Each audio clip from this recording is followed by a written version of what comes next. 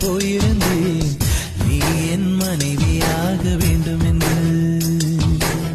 ஆண்டு பல காத்திருக்க வேண்டும் என்று அவன் சொன்னான். ஆயுள் வரை காத்திருப்பேன் என்று நானும் சொல்லி வந்தேன்.